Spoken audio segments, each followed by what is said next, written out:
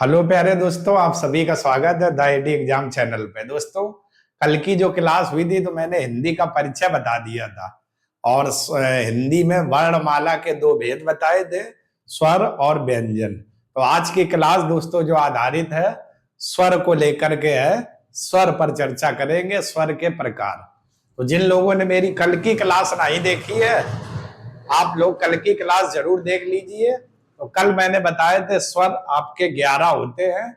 आज की क्लास में केवल स्वर के कौन कौन से प्रकार होते हैं, इन सभी बिंदुओं पर चर्चा करते हैं। तो आइए, देर नहीं करते और आप लोग हमेशा मस्त रहे, स्वस्थ रहे, हंसते रहे और मुस्कुराते रहे। तो चलिए क्लास की शुरुआत दोस्तों हम लोग करते हैं, देर नहीं करते हैं। तो यहां पर दोस्तों जरा देखो, हेडिंग पड़ी हुई है स्वर के भेद। क्लियर? कौन सी हेडिंग? स्वर के भेद। तो उच्चारण, यहां पर अगर बात करें उच्चारण, उच्चारण और मात्रा के आधार पर हिंदी में स्वर के 3 मुख्य भेद होते हैं। क्लियर? किसके आधार पर? उच्चारण और मात्रा के आधार पर हिंदी में स्वर के कितने भेद होते हैं? 3 भेद होते हैं। ठीक है? कौन कौन होते हैं? पहला आपने नाम सुना होगा ह्रस्व स्वर। क्लियर? कौन सा? ह्रस्व स्वर। इन्हें मूल या लघु स्वर भी कहते हैं। इनके उच्चारण में सबसे कम समय लगता है। यानी जो ह्रस्व स्वर है इन्हें मूल या लघु स्वर कहते हैं और इनके जो उच्चारण होता है, इनके उच्चारण करने में सबसे कम समय लगता है। ठीक है? और इनकी जो संख्या है दोस्तों वो कितनी है? इनकी संख्या 4 है। अब ये कौन कौन से हैं? जैसे आ, ई, उ, रे, री। तो इनको देखो, जब आप बोलोगे आ, उ, ई, रे, री, सबसे कम समय में और आसानी से ये बोले जा सकते हैं। इसलिए ऐसे स्वर को हम लोग क्या कहते हैं? ह्रस्व स्वर कहते हैं। ह्रस्व स्वर कहते हैं। क्लियर दोस्तों? इसके बाद बात करें दूसरा जो प्रकार है दीर्घ स्वर। इन्हें द्विमात्रिक स्वर भी कहा जाता है। इनके उच्चारण में ह्रस्व स्वर से 2 गुना समय लगता है और इनकी संख्या कितनी है? 7 है। 7 है। मतलब जो ह्रस्व स्वर है, ठीक है, उसकी अपेक्षा जो दीर्घ स्वर है, तो जब इनका उच्चारण करोगे तो लिखा हुआ ह्रस्व स्वर से 2 गुना समय लगता है और इनकी जो टोटल जो संख्या है वो अपनी कितनी है? 7 है। 7 है। क्लियर? तो ये स्वर के जो भेद थे उच्चारण और मात्रा के आधार पर कितने? 3 भेद थे, जिनमें से 2 देखे, एक ह्रस्व स्वर और दूसरा दीर्घ स्वर। क्लियर दोस्तों? चलें स्क्रीनशॉट ले लो दोस्तों इतने का, फिर हम लोग आगे बात करते हैं। और जिनको दोस्तों नहीं दिख रहा तो थोड़ा मैं जूम कर देता हूं, अपना ऐसे जूम के हिसाब से स्क्रीनशॉट ले ले। पहले इतने का ऐसे ले लो, फिर ऐसे ले लो, इस तरीके से ये दोनों बातें हो जाएंगी। क्लियर? आइए, अब दोस्तों जो मैंने आपको 7 जो बताए थे, 7। क्लियर? तो जरा देखो यहां क्या लिखा है? इनकी संख्या 7 है। कौन कौन 7 है? तो देखो, जैसे में आ, जैसे में आ, ई, उ, ए, ओ, औ। ठीक है? तो टोटल कितने हो गए? 7 आपके हो गए। आ, ई, उ, ए, ओ और औ। क्लियर?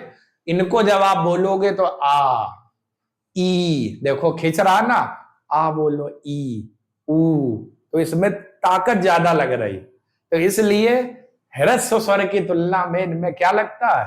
ज्यादा समय लगता है, 2 गुना। आप देखो आराम से बोलो आ और फिर आप बोलो ई, तो आप देखना जो ताकत लग रही अंदर से निकल के आ रही बोलोगे जब आप। इसलिए इनको बोलने में कैसा समय लगता है? 2 गुना समय लगता है। 2 गुना किसकी तुलना में? ह्रस्व स्वर की तुलना में।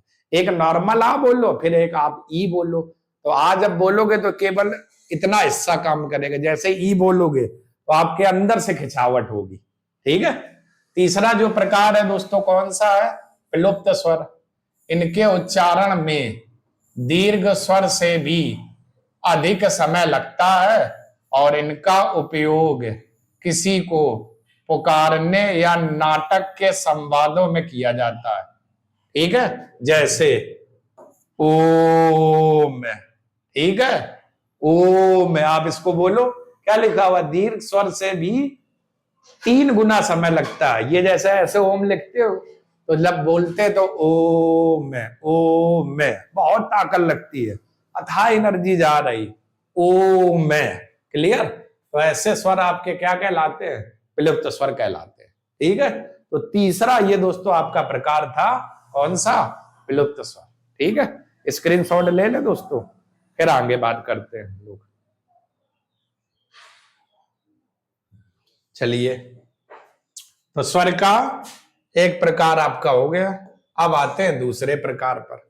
दूसरा दोस्तों जो प्रकार वो कौन है, तो जरा देखते हैं। दूसरा जो प्रकार है वो कौन सा है, आइए, ये तो देखो, अगला जो स्वर का प्रकार है किस हिसाब से, जीव या जिह्वा की सक्रियता के आधार पर स्वर 3 प्रकार के होते हैं। जीव की सक्रियता के आधार पर, जीव कितनी सक्रिय है, एक्टिव है, कैसे काम करती, आगे का हिस्सा कब काम करेगा, बीच वाला, पीछे वाला, उसके जो आधार पर होते हैं वो स्वर आपके कितने, 3 प्रकार के होते हैं। 3 प्रकार के कौन कौन होते हैं जरा देखो। पहला देखो लिखा हुआ अग्र स्वर, क्लियर, कौन सा स्वर, अग्र स्वर। तो जिन स्वरों के उच्चारण में जीव का आगे का भाग काम करता है उन्हें हम लोग क्या कहते हैं, अग्र स्वर कहते हैं। मतलब ये हमारी जीव हो गई, जब इनका हम उच्चारण करेंगे तो ये आगे वाला भाग काम करेगा। तो जैसे देखते हैं भाई, ई देखो बोलो तो ये वाला जीव का भाग काम कर रहा है, ई, ए है, तो ये वाला। तो ऐसे अग्र स्वर आपके कितने हो गए, ई, बड़ी ई, ए, फिर ए। ठीक है, क्लियर। तो इन स्वरों को हम लोग क्या कहते हैं, अग्र स्वर, यानी जिनका उच्चारण करने में जीव का आगे वाला भाग काम करे, ऐसे स्वर क्या कहलाते हैं, अग्र स्वर कहलाते हैं, अग्र स्वर कहलाते हैं। ठीक है, इसके बाद आते हैं मध्य स्वर, किसे कहते हैं दोस्तों, मध्य पर बात कर लेते हैं। तो जिन स्वरों के उच्चारण में जीव का बीच का भाग समान अवस्था में रहता है उन्हें हम लोग क्या कहते हैं, मध्य स्वर कहते हैं। यानी कि जो बीच का भाग है वो समान अवस्था में रहता है, ऐसे स्वरों को हम लोग क्या कहते हैं, मध्य स्वर कहते हैं।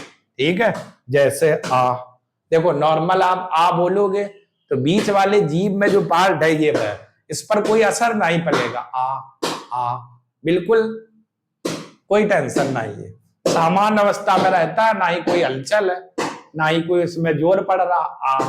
तो ऐसे जो स्वर होते हैं क्या कहलाते हैं, मध्य स्वर, मध्य स्वर। आप बोल के भी देख सकते हो, इसको बोलो तो ई देखना आगे वाले हिस्से पे जोर पड़ेगा, आ बोलो तो बीच वाला भाग एकदम सामान्य रहता है, इस पर कोई जोर नहीं है। तो ऐसे जो स्वर होते हैं वो क्या कहलाते हैं, मध्य स्वर, मध्य स्वर। तो जीभ की सक्रियता के आधार पर 3 प्रकार होते हैं, जिनमें से 2 मैंने आपको बता दिए। चले स्क्रीनशॉट ले लो दोस्तों, फिर हम लोग आगे बात करते हैं। चलिए तीसरा प्रकार हम लोग देखते हैं। तीसरा जो दोस्तों प्रकार है वो कौन सा है, तो आइए, तीसरा जो प्रकार है क्या लिखा हुआ, पश्च स्वर। ठीक है, तो जिन स्वरों के उच्चारण में जीभ का पिछला भाग उठता है, ठीक है, जैसे आ, ऊ, बड़ा ऊ, ओ, औ, ये देखो पश्च स्वर है। जब आप इनको बोलो आ तो देखना पीछे वाला जो जीभ का पार्ट है उस पर जोर पड़ेगा, आ, पीछे वाला पार्ट उठेगा। फिर ऊ बोलोगे तब भी पीछे वाला पार्ट उठेगा, बड़ा ऊ, फिर ओ, पीछे का पार्ट उठेगा, औ, जीभ के पीछे वाले हिस्से पर जोर लगेगा।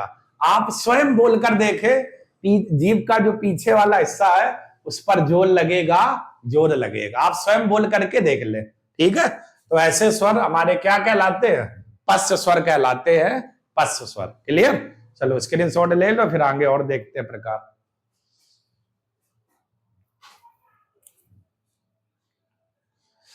चलिए अगला जो प्रकार है उस पर आते हैं।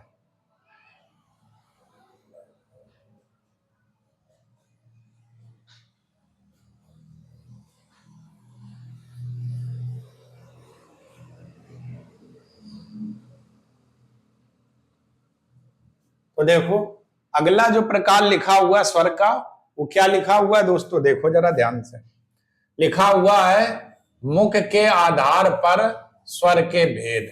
मुख के आधार पर, तो मुख के आधार पर 4 प्रकार के स्वर होते हैं।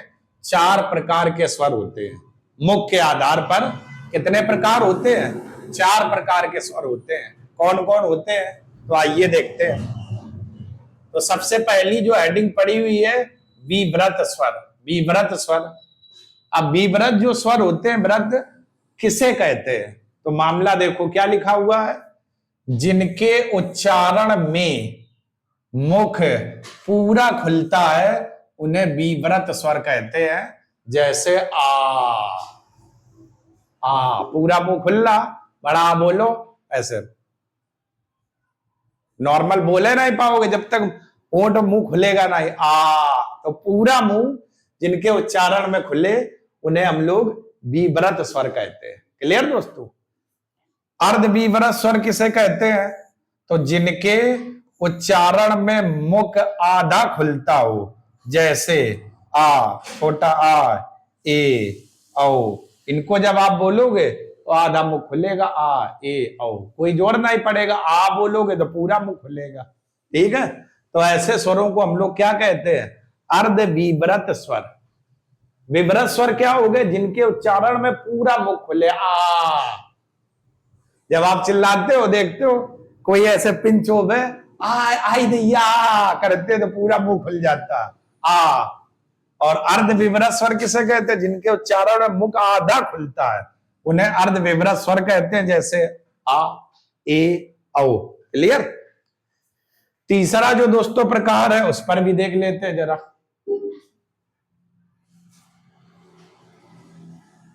तीसरा कौन सा प्रकार है तो देख लेते हैं, बाद में फिर स्क्रीनशॉट करा देंगे आपको। सविव्रत स्वर, जिनके उच्चारण में मुख द्वार लगभग बंद रहता है, खुलता नहीं, लगभग। जैसे ई, ऊ, ऊ, बढ़ाओ। इनको बोलो, मुंह बंद है, ई, ऊ, बढ़ाओ, ई, ऊ। लगभग बंद रहता है, इतने में आवाज निकल जाती है। तो ऐसे स्वरों को हम लोग क्या कहते हैं? संव्रत स्वर, संव्रत स्वर। ठीक है?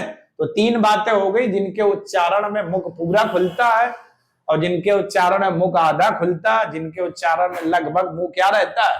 बंद रहता है। ये आपके 3 प्रकार के हो गए स्वर। किसके आधार पर? मुख की सक्रियता के आधार पर। अब आप लोग क्या काम करें? पहले इन 2 का स्क्रीनशॉट ले लो। क्लियर? आप ले लो ताकि नोट्स बनाने में दिक्कत ना हो। 2 के बाद ये तीसरा लिखा हुआ, इसका भी स्क्रीनशॉट ले लो दोस्तों। ठीक है? 3 पार्ट हो गए इसके 3। चौथा प्रकार आते हैं। चौथा कौन सा है? चौथे की दोस्तों बात करें तो जरा देखो।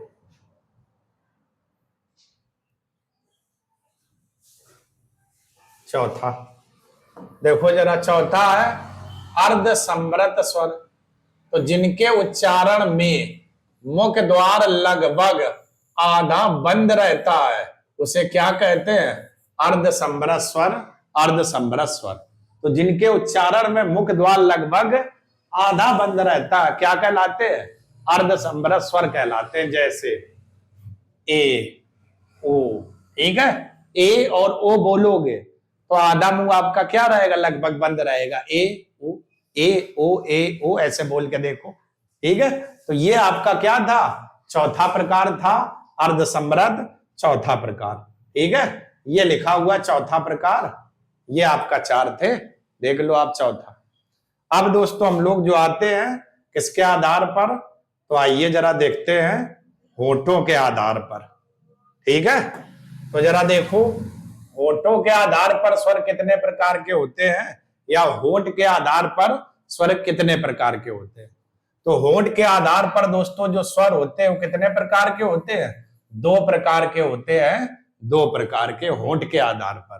कौन कौन, पहला देखो लिखा हुआ है व्रतमुखी, यानी जिनके उच्चारण में होंठ या मुंह गोलाकार हो जाता है, गोल गोल घूमता है, ऐसे स्वरों को हम लोग क्या कहते हैं, व्रतमुखी स्वर, व्रतमुखी स्वर। तो जैसे ऊ, ऊ, ऊ, ओ, ओ, औ, तो ऐसे गोल गोल टाइप में घूमेगा ओ, औ, क्योंकि ये हिस्सा इधर खिंचेगा, जब ये आप मुंह बोलोगे तो ये हिस्सा ऐसे खिंचेगा गोल तरीके से। बोलो आप ओ पे देखो आवाज निकलेगी, औ, औ, ऐसे गोलाकार जब मुंह हो, होठ या मुंह गोल रूप ले ले, तो ऐसे स्वरों को हम लोग क्या कहते हैं, व्रतमुखी स्वर, व्रतमुखी स्वर, व्रतमुखी स्वर। क्लियर। आवृतमुखी स्वर किसे कहते हैं, आवृतमुखी, तो जिनके उच्चारण में होंठ गोलाकार नहीं होते हैं, ठीक है, यानी होंठ गोल गोल आकार के नहीं होते हैं, उन्हें आवृतमुखी कहते हैं। जैसे आ, बड़ा आ, ई, बड़ी ई, ए, ठीक है, इनको बोलो आवृतमुखी, गोल नहीं होंगे। आ देखो है अंदर पे जोर पड़ रहा, आ, बड़ा आ, इस होंठ पे जोर नहीं पड़ेगा, फिर आप बोलो ई, अंदर जोर पड़ेगा, होंठ पे कोई जोर नहीं आएगा जब आप इनको बोलोगे, ठीक है। तो जब होंठ पर जोर आए, होंठ आपके घूमे, तो उन्हें व्रतमुखी स्वर कहते हैं। और जब उच्चारण में होंठ गोलाकार नहीं होते हैं, तो ऐसे स्वरों को आवृतमुखी स्वर कहते हैं। क्लियर। तो व्रतमुखी और आवृतमुखी, तो होंठ के आधार पर स्वर आपके कितने प्रकार के होते हैं, 2 प्रकार के। क्लियर। चले दोनों का स्क्रीनशॉट ले लो दोस्तों, फिर आगे बात करते हैं। आइए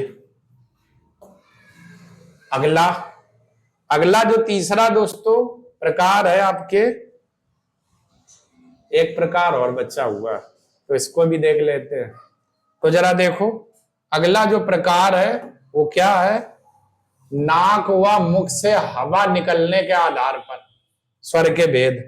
तो नाक और मुख से जब हवा निकलेगी तो उसके आधार पर भी स्वर कितने प्रकार के होते हैं, 2 प्रकार के होते हैं, 2 प्रकार के होते हैं। नाक और मुख के हवा निकलने के आधार पर स्वर 2 प्रकार के होते हैं। क्लियर।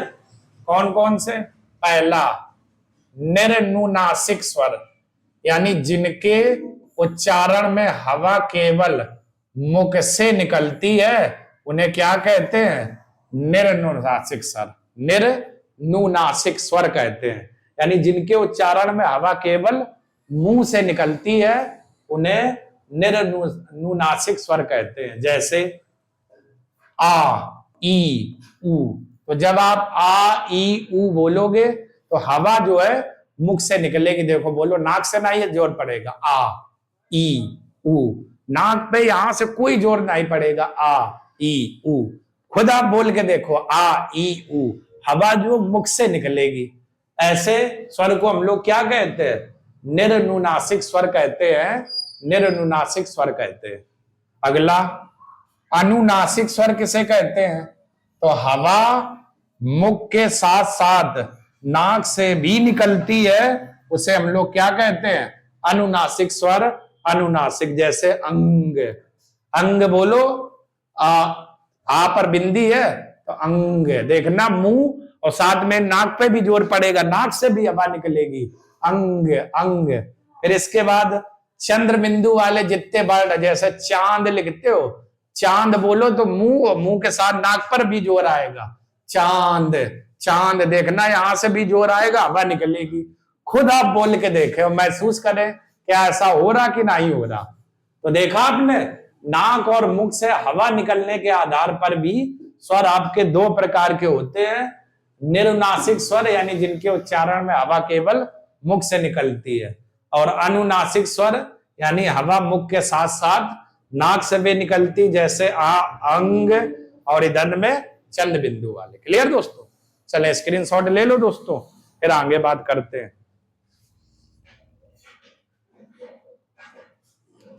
आगे देखते हैं। अब ना ये दोस्तों, तो ये जो था आपका वर्णमाला में स्वर वाला चैप्टर जो था, उसी वर्णमाला में स्वर एक पार्ट वो कंप्लीट हो गया। कल की क्लास जो होगी व्यंजन पर आधारित होगी, हर एक व्यंजन पर चर्चा करेंगे, कौन किससे मिलकर बनता है, इन पर भी। तो कल आप तैयार रहना दोस्तों व्यंजन की शुरुआत के लिए। आज मैंने स्वर के लगभग सभी प्रकार बता दिए हुए। तो चलिए, उम्मीद करते हैं क्लास आपको पसंद आई होगी। तो दोस्तों वीडियो को शेयर करें, लाइक करें, सब्सक्राइब करें चैनल को, और ज्यादा से ज्यादा शेयर करें, और फ्री का लुत्फ का आप लोग आनंद उठाएं, क्योंकि यहाँ जो सब्जेक्ट पढ़ेंगे बिल्कुल मुफ्त होंगे, कोई चार्ज नहीं। अच्छे से नोट्स बनाओ, हर एक बात विधिवत इसमें मैंने लिख दी हुई है, इसीलिए मैं समय देता हूं। आप स्क्रीनशॉट ले लें, अच्छे से लिखते रहें कॉपी पेन में। तो कल दोस्तों हम लोग नई क्लास के साथ मिलेंगे। तब तक के लिए आप सभी लोगों का दोस्तों बहुत बहुत धन्यवाद। जय हिंद दोस्तों।